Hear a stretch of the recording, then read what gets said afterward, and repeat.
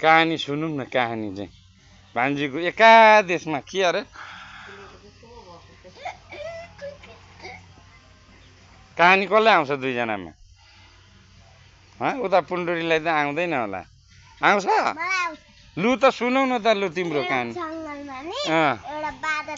बाँदर एउटा मात्रै हुन्छ जङ्गलमा बाँदर जम्मा जङ्गलमा बाँदर 3टा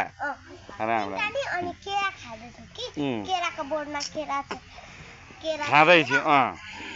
अनि नि जङ्गलमा नि एउटा कुकुर आयो कि ए उता हेरेर सम्झेर भनेको होला नि होला है होला त्यसो गर्नु हुँदैन टोक्छ ल ल ऊ अहिले लड्छ त्यही त लु न कहानी सुनौ न कुकुर आयो अनि कुकुर आएपछि नि त्यसको पछाडि धेरै कुकुर आयो बाँदर पनि हेरेर भागो अनि कुकुरहरू चाहिँ भाग भन अनि कुकुरले कुकुरलाई भाग भनेको किनभने त्यहाँ त्यसको भाइ थियो अनि त्यही थियो कुकुरकै भाइ ए कुकुरको भाइ कुकुर नै भाइ थियो बाँदरको ए बाँदरको भाइ नि कुकुर ए कस्तो गजबको कहानी रहेछ हौ तिम्रो सुनिरहँ जस्तो लाग्ने है तेरी फुटाइस नि फुटाएरै साडी है फुटाएरै साडी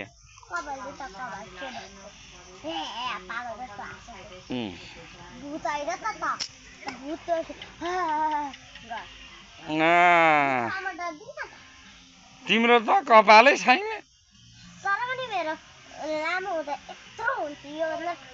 लामो अहिले त केटा जस्तो छ कपालले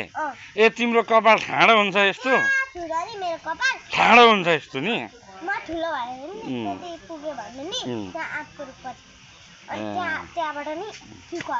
हो अनि कहानी त अधुरो रह्यो त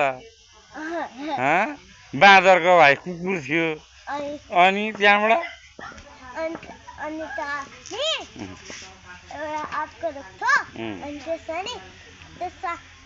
कुकुर पनि चढ्दै थियो त्यसको औलामा धेरै नाम थियो अनि कतिवटा 40 वटा होइन 10 वटा मात्रै 10 वटा थियो नाम है त्यसो गर्नु हुँदैन हौ अहिले लड्छ हौ आरामले नि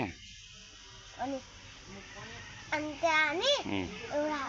त्यो पनि थियो के को पनि थियो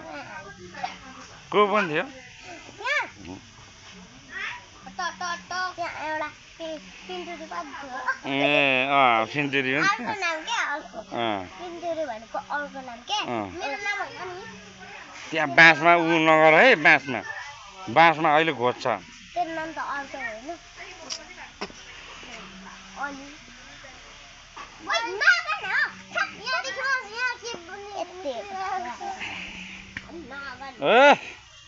त्यो बाँस नहल्लाऊ भनेको तिमीहरूलाई त्यो हल्लाउन बनाएको मैले